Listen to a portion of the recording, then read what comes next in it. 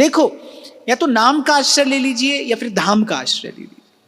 ऐसा मैंने संतों के मुख से सुना है कि जब ये लगे ना कि अब कोई साधन बन नहीं पड़ता है, अब कोई साधन नहीं बन पड़ता है, तब जीव को आकर धाम का आश्रय ले लेना चाहिए। और उसमें भी यदि सौभाग्य आपके मेरे जैसा हो और श्री वृंदावन धाम का आश्रय हो, फिर तो क्या कहना है। वृंदावन में स्वार्थ हो, उलट भजन है जान। कितनी अद्भुत महिमा है ये धाम की। यहाँ फिरे स्वार्थ आपने, भजन गए फिरे बान। अभी उस दिन मुझे कोई कह रहा था, बोले यहाँ तो आप चलो ना और दुकानों पर लगे बोर्ड ही पढ़ते चलो तो आपकी 2-4 माला हो जाती। आप निकलो, कहीं पर निताई गौर लिखा है, कहीं पर राधे श्याम लिखा है, कहीं पर हरे कृष्णा लिखा है, कहीं पर जय श्री कृष्ण लिखा है। केवल वही देखते चलो, वही पढ़ते चलो तो माला हो जाती है, भजन हो जाता है। चलत फिरत सुनियत रहो, जहाँ राधा वल्लभ लाल। ऐसे वृंदा विपिन में बसत रहो सब काल। धाम की महिमा क्या है, वृंदावन रज की महिमा क्या है कि केवल लौकिक सुख की इच्छा समाप्त नहीं होती, पारलौकिक सुख की इच्छा भी समाप्त हो जाती है। आज जहां से आरंभ की हमने चर्चा, एक लौकिक सुख का लोभ है, एक पारलौकिक सुख का लोभ। स्वर्ग से लेकर ब्रह्मलोक आदि पर्यंत लोकों का जो सुख है, उसकी भी वासना जीव के हृदय में होती है। वेदों में सब प्रकार की विधियों का वर्णन है, पर उसे भी अनुभवी जनों ने, उसे भी भक्त जनों ने कच्चा सुख ही कहा है। तभी सेवक जी महाराज कहते, कहा भय कि ये कर्म यज्ञ दान देत देत फलन पाए, उच्च उच्च देवलोक चढ़ही। जीव यज्ञ आदि कर्मों का अनुष्ठान करके, बड़े बड़े महत् पुण्य कार्य करके देवलोकों का सुख पाता है, पर है वो भी समाप्त होने वाला। पर पर्यो प्रवाह काल के, लेकिन है काल के ही प्रवाह में, कदापि छूटी है नहीं श्री व्यास नंदन नाम जो प्रतीति सोना रट्टे। तो धाम की महिमा क्या है कि लौकिक और पारलौकिक दोनों सुखों की, भुक्ति मुक्ति, ये दोनों की वासना को नष्ट करने वाला है। और भाई हमने तो लगभग जिन संतों के चरणों में बैठकर भगवत वार्ता सुनी, उन्होंने कहीं से भी आरंभ किया हो, पर वो आए अंत में यही कि भाई धाम की महिमा है, वृंदावन धाम की महिमा है। वृंदावन में आकर पड़ जाइए, धाम का आश्रय ले लीजिए, और शरीर से यहाँ आकर रहने की सुविधा उपलब्ध ना हो तो मन से बाकी सब आश्रय छोड़कर केवल वृंदावन धाम का आश्रय ले लीजिए। एक और बात मैं आपको निवेदन करूं, जब तक जीव अपने प्रयास से धाम का वास और कृपा प्राप्त करने की चेष्टा करता है, तब तक वो मानो ऐसा ही कर रहा है, इत बौना आकाश फल चाहते हैं मन माई। जब जीव मन से, हृदय से धाम की महिमा के प्रति नत हो जाता है, समर्पित हो जाता है, तब धाम की महिमा से ही, धाम की कृपा से ही उसे धाम का आश्रय प्रसाद स्वरूप मिलता है। इसलिए तर न जा सके, तो मैं बहुत छोटा था तब गाया करता था, मन चल वृंदावन चल वे मना, एथे ओ नजारा नहीं मिलना। तो मन से वृंदावन की गलियों में डोलिए। हाँ, पर एक बात मैं आपको निवेदन करूं, धाम की महिमा अपार है, धाम की शक्ति अपरिमित है, कैसा भी जीव क्यों ना हो। प्रबोधानंद सरस्वती पाद का वाक्य है, यत्र प्रविष्टः सकलोपि जंतु आनंद सच्चिद घनताम उपैति। इस रस स्वरूप वृंदावन धाम में आकर पड़ जाने वाला कैसा भी जीव हो, अंत में रसरूप हो जाता है। और व्यास जी तो कहते हैं भाई कि वृंदावन में जो बसे सब सहचरी अवतार। और व्यास जी कह रहे हैं कि भाई हमारी बात को हल्के में मत लेना, चरणामृत और सीथ ले कियो व्यास निर्धार। व्यास जी कह रहे हैं मैं अपने हाथ में प्रभु का चरणामृत और प्रसाद लेकर ये बात कह रहा हूं, वृंदावन में जो बसे सब सहचरी अवतार। श्री महाप्रभु जी का वाक्य है, ये क्रूरा अपि पापिनो न च सताम संभाष दृश्याश्चय। बोले यहां दूर से देखने में कोई क्रूर है, पापी दिखाई पड़ता है, बात करने योग्य भी नहीं है, पर यदि वृंदावन में है तो महाप्रभु कह रहे स्वाराध्य बुद्धिर मम, उसमें मेरी आराध्य बुद्धि है, क्योंकि वो वृंदावन में है। अच्छा, धाम की महिमा को वाद विवाद से समझा नहीं जा सकता, धाम की महिमा को वाद विवाद से समझा नहीं जा सकता। मेरे पास एक बार बंबई की बात है, शायद एक व्यक्ति आए तो मैं कथा के बाद कुछ लोगों से मिल रहा था, किसी के मन में कोई जिज्ञासा थी तो हम लोग चर्चा कर रहे थे। मैंने कहा हमको भी कुछ पूछना है, हमको भी कुछ पूछना है। पूछो। मुझे समुद्र खारा क्यों है? मैंने कहा यही पूछना है आपको? बोले हाँ यही पूछना है, समुद्र खारा क्यों है? मैंने कहा उत्तर तो मैं आपको दे दूंगा, आप क्या करते? बोले प्रोफेसर हूं। मैंने कहा फिर उससे पहले मेरा एक प्रश्न है, आप उसका उत्तर दे दीजिए। बोले हाँ। मैंने कहा गन्ना मीठा क्यों है? अब आज तक ढूंढ रहे हैं वो उत्तर, उसके बाद मेरे पास में नहीं आए।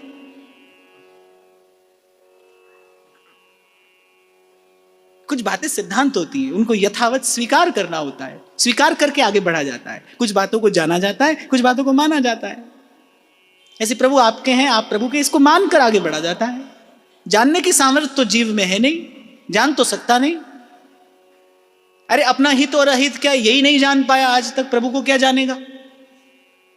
और मैं तो कहता हूं सब जानने की कोई आवश्यकता भी नहीं, व्यर्थ का बोझ अपने माथे उठाना ही क्यों है? जितनी आवश्यकता है उतना जान लीजिए। हम तुम्हारे लिए, तुम हमारे। ब्रज के संत दुर्लभ को सुलभ कर देते हैं। कोई ये समझे ना समझे, हमको इतनी समझ भली है। ठाकुर हमरे नंद लला है, ठकुरानी वृषभानु लली है। तो वो जो मन का बिखराव और भटकाव है, मैंने देखा है धाम का आश्रय लेने से वो समाप्त हो जाता है, सिमट जाता है मन। ये धाम की शक्ति है, ये धाम की महिमा है, ये धाम का प्रसाद है। और यहां ऐसे अद्भुत महापुरुष आपको मुझे आज्ञा कर रहे हैं कि ताते अब संतत साधन कर। बोले संतत साधन माने सतत साधन कर, और सतत साधन कहां हो सकता है? ब्रजवासहि मन दे सब परिहर। अच्छा एक और बात यहां पर ध्यान देने की है, वो ये नहीं कह रहे कि आज ही दौड़कर पहुंच जाइए, कह रहे ब्रजवासहि मन दे, माने इच्छा कर उसकी, आशा कर उसकी, कि कभी श्री जी की कृपा हो, कभी वृंदावनेश्वरी कृपा करें और अपने चरणों में स्थान दे दें, धाम का आश्रय प्रदान कर दें। हाँ एक बात मैं कहकर आगे बढ़ूंगा, भाई बहुत झंझट करके यहां मत आना, लड़ झगड़ कर यहां पर मत आना। जैसे जब ध्रुव जी भजन करने जाने लगे तो माता सुनीति ने बालक को क्या कहा कि जा बेटा छोटी माता को प्रणाम करके जा।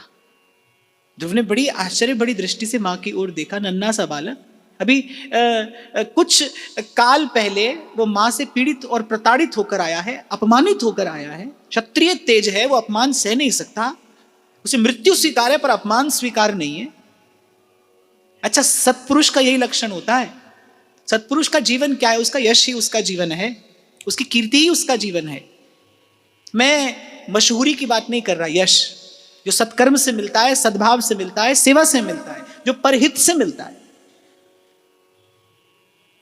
तो बड़े आश्चर्य से माता की ओर देखने लगे, बोले छोटी माता को प्रणाम करने के लिए कह रही हैं आप?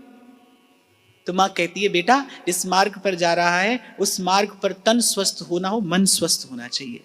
मन में किसी के प्रति कोई अभाव ना हो, मन में प्राणी मात्र के प्रति, किसी के भी प्रति नेक सा भी यदि अहित का चिंतन है तो भजन के मार्ग पर सफलता नहीं मिलती। इसीलिए निकुंज में पहुंचाने से पूर्व महाप्रभु आज्ञा करते हैं, सब सोहित निष्काम मति वृंदावन विश्राम, श्री राधा वल्लभ लाल को हृदय ध्यान मुख नाम।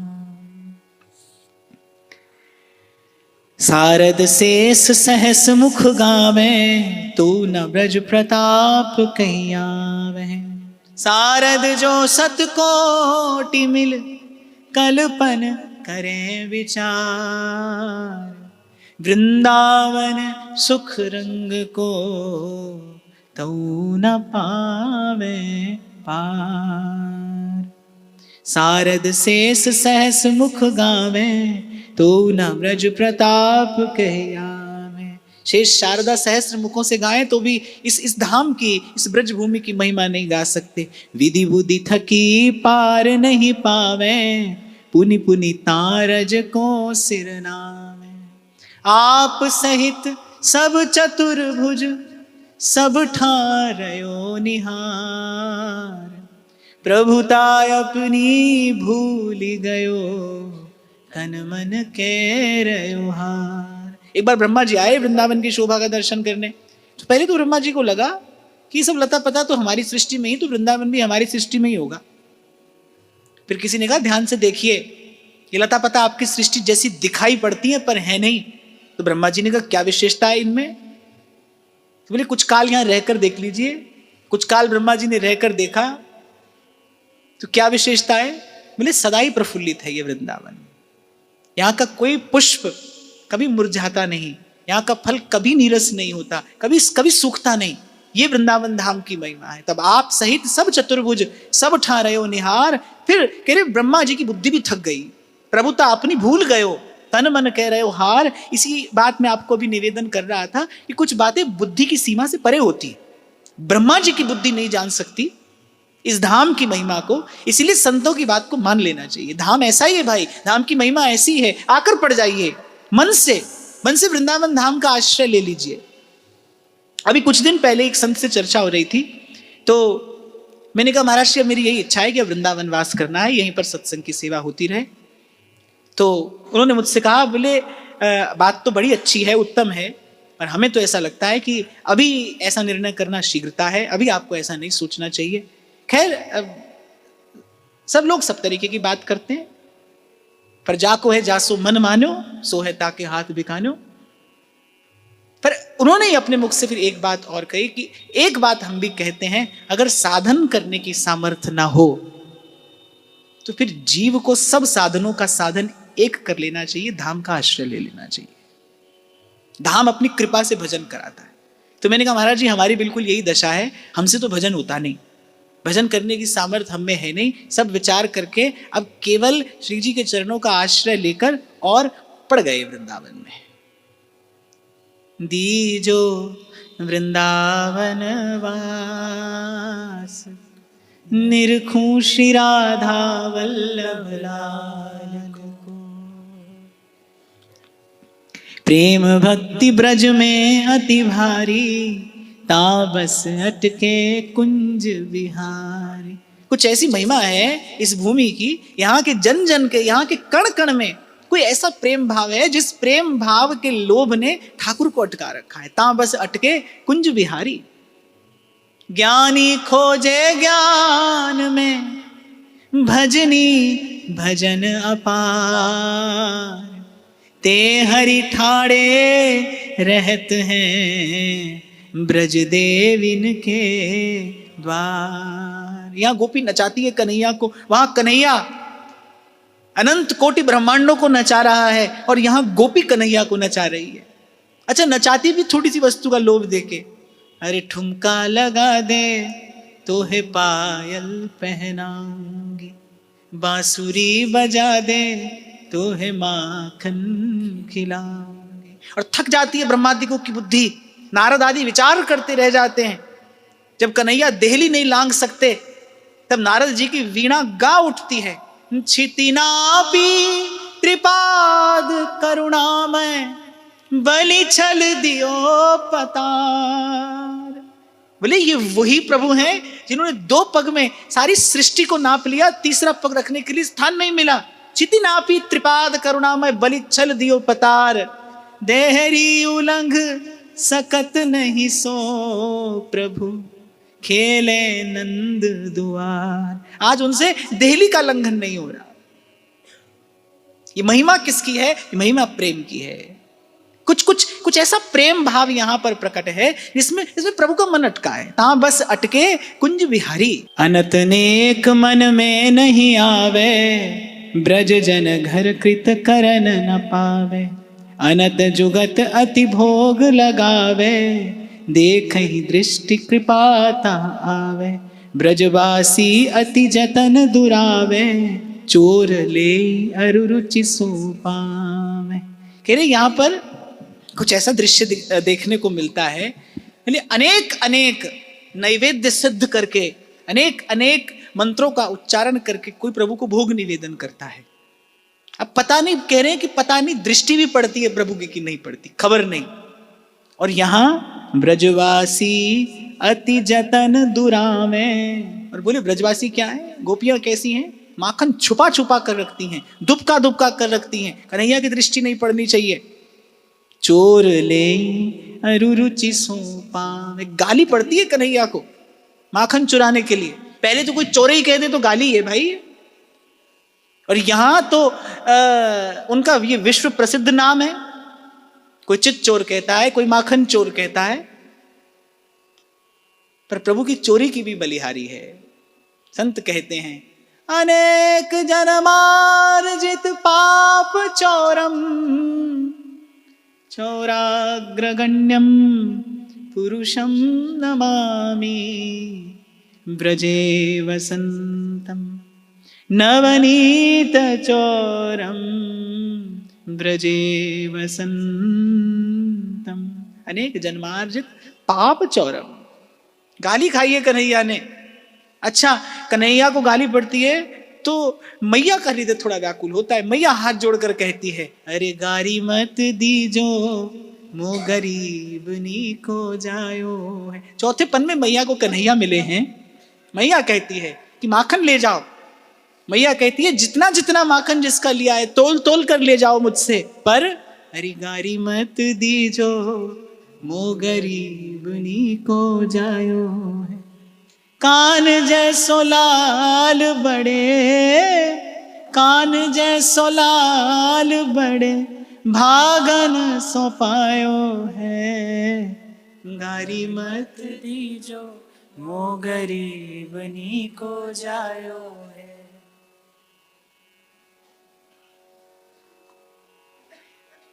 सूरदास जी की भी बलिहारी है जो प्रभु की लीला का प्रत्यक्ष दर्शन करा देते हैं। कह रहे ब्रजवासी अति जतन दुरावे। अच्छा, ब्रजवासियों के प्रेम की विशेषता क्या है कि वो प्रेम का गोपन करना जानते हैं। गोपी के प्रेम की विशेषता क्या है? यही तो है कि वो प्रेम को छुपाना जानती है। अच्छा, गोपी वैसे माखन छुपाती क्यों है? केवल इसलिए छिपाती है कि जितनी देर ढूंढेगा उतनी देर कम से कम मेरी कुंज में तो रहेगा कन्हैया। जितनी देर माखन ढूंढेगा उतनी देर कम से कम मेरी कुंज में तो रहेगा। उतनी देर लुक छिपकर कहीं मैं उसकी उस बाकी झांकी को निहारती रहूंगी। उसके वो चंचल चपल नेत्र, उसकी वो रसीली रस भरी चितवन, उसकी वो मधुर मुस्कान, उसकी वो चपल चेष्टाएं, कुछ देर मैं उसका तो दर्शन करती रहूंगी। केवल इसी लोभ से गोपी माखन छुपाती है। और वैसे भी वो प्रेमी कैसा जिसे अपने प्रेम का गोपन करना ही ना आता हो। प्रेम को, भाव को प्रकट करने वाला तो प्रेमी हो ही नहीं सकता। प्रेमी वही जो प्रेम को दुरा कर रखे। गोपी को गोपन करना आता है, ब्रजवासियों को छुपाना आता है प्रेम। आप देखो ब्रजवासी कभी कन्हैया को दंडवत करते नहीं मिलेंगे आपको। करा भलेने पर करेंगे नहीं, छिपा कर रखते। जानते हैं, गोपी जानती है ये कौन है। गोपी गीत में कह दिया गोपी ने, नखरु गोपिका नंदनो भवान अखिल देहि नाम अंतरात्म दृक। हम जानती हैं आप कौन है। आप केवल यशोदानंदन नहीं है, आप घटघटवासी भी हैं, आप सर्व अंतर्यामी, सर्व कारण, सर्व व्यापक भी हैं। हम जानती हैं आप कौन है। हम आपकी महिमा, महात्मा, आपका प्रभाव, प्रताप सब जानती हैं। पर जानती हैं लेकिन हमें उससे कुछ लेना देना नहीं है। लेना देना तो हमें आपकी मंद मुस्कान से ही है। अधरम मधुरम वदनम मधुरम नयनम मधुरम हसितम मधुर। इसीलिए आप और मैं गाया करते हैं, ओ धन धन ब्रिजवासी बड़ भाग, जय जय जय श्री वृंदावन, जिनके हिये सहज अनुराग, जय जय जय श्री वृंदावन।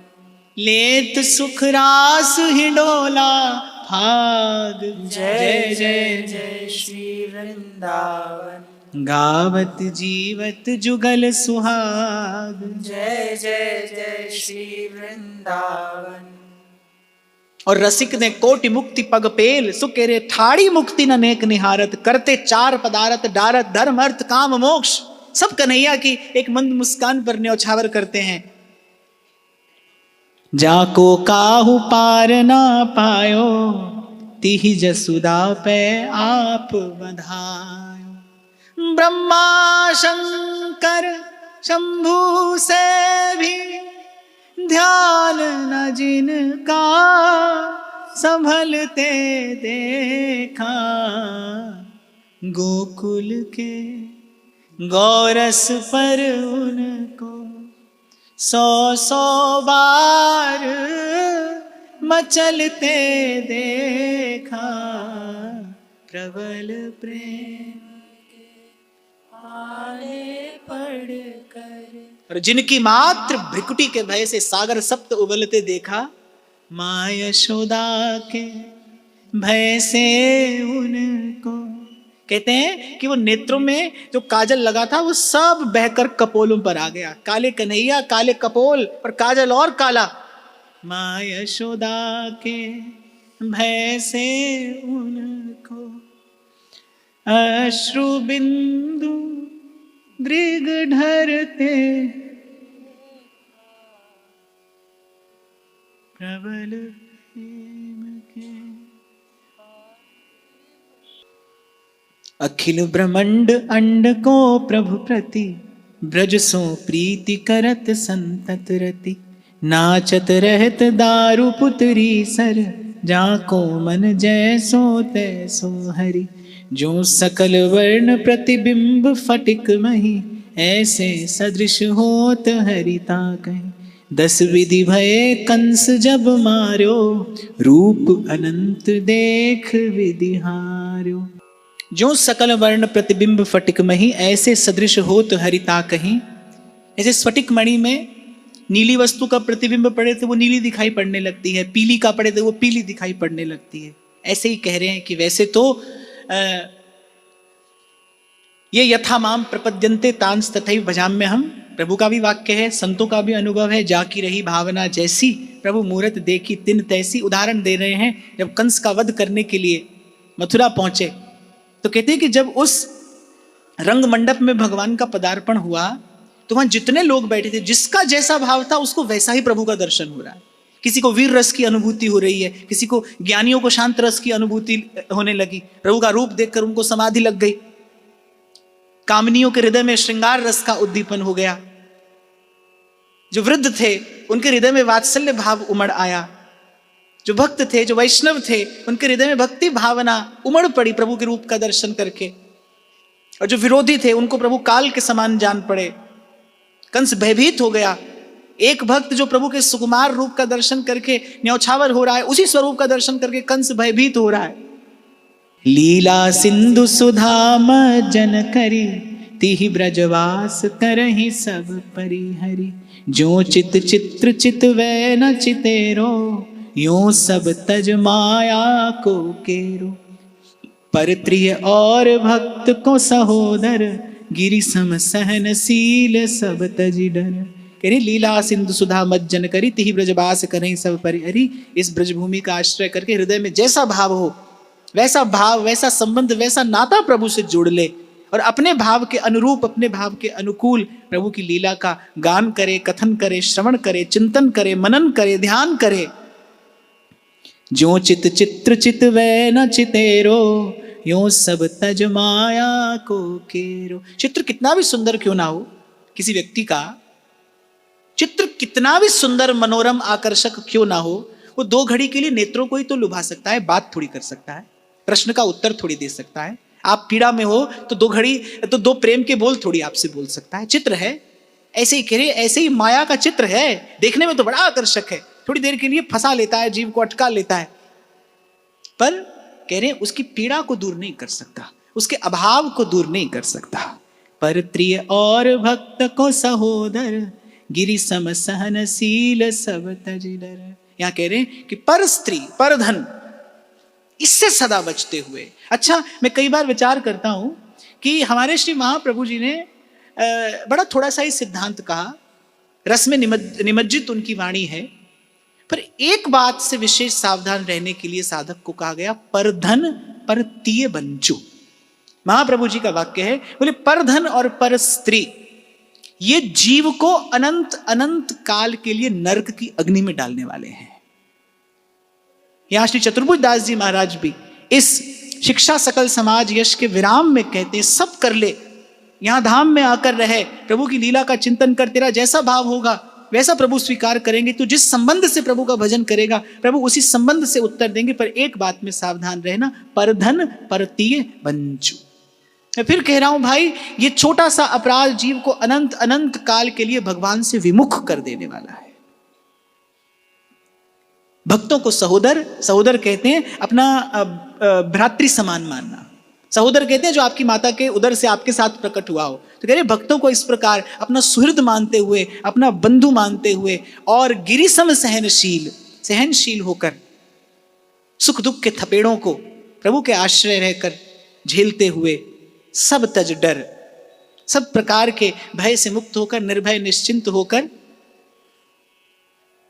जचे जिस तरह नाच नचावो थे मन भायो जी, नाथ थारी सरनी आयो जी।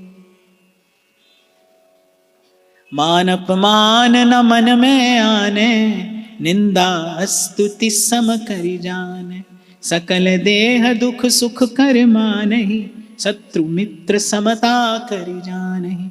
वृंदावन मुरलीधर सोरति, कही चतुर्भुज दास यथामति। मान अपमान न मन में आने।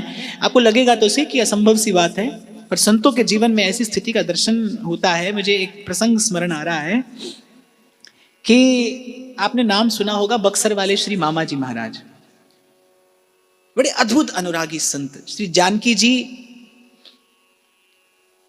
के प्रति बहन का भाव वो रखते थे, इसलिए सारा संसार उन्हें मामा जी के नाम से जानता था। लेकिन बड़े अद्भुत अनुरागी संत, संतोचित जितने गुण थे वो उनके रूप में प्रकट थे, उनके भाव में प्रकट थे, उनके व्यक्तित्व में प्रकट थे। कहते एक बार वृंदावन से मथुरा से गाड़ी में बैठकर कहीं जा रहे थे, तो वो जहां पर वो बैठे थे उनके ऊपर कोई और व्यक्ति बैठा था। तो मामा जी लेटे हुए थे, उठकर बैठे। अब उस व्यक्ति से भी भूल से ही ऐसा हुआ होगा और वो व्यक्ति भी ऊपर उठकर बैठा, तो मामा जी के सर पर उस व्यक्ति का जूता लगा। जो व्यक्ति मामा जी के साथ था वो एकदम से उस व्यक्ति को डांटने डपटने के लिए उठा। और मामा जी मुस्कुराते हुए कहने लगे, बोले भैया या को डांटने की आवश्यकता नहीं, हमको तो व्यास जी को पद याद आ रहा है। व्यास जी को कौन सा पद याद आ रहा है? व्यास जी का एक पद है, सुधार्यो हरि मेरो परलोक। और बोले व्यास जो वृंदावन तज भटकत तासिर पनही ठोक। व्यास जी का पद है, बोले हरि ने मेरा परलोक सुधार दिया है। और बोले वृंदावन धाम की शरण दे दी है। ऐसे वृंदावन धाम को छोड़कर जो जाता है, व्यास जो वृंदावन तज भटकत तासिर पनही ठोक, उसके सिर में जूता मारना चाहिए। बोले हमको लगता है कि ठाकुर जी ने आज हमारे साथ यही लीला की है, हम वृंदावन को छोड़कर कहीं और जा रहे हैं। तो कहने का मेरा तात्पर्य है कि कैसी भी परिस्थिति में भक्त का हृदय मुस्कुराता रहता है। वो कहीं ना कहीं अपने प्रेमी प्रियतम की किसी ना किसी कृपा का दर्शन उस स्थिति में कर लेता है, और कर ले तभी जाने कि हृदय में भक्ति है। पूर्व भी शायद कभी मैंने आपको निवेदन किया था, सुख सुख लगे दुख दुख लगे, ये तो ज्ञान है, पर दुख में भी प्रियतम की कृपा का अनुभव हो, प्रियतम की कृपा का स्पर्श हो, ये भक्ति की महिमा है।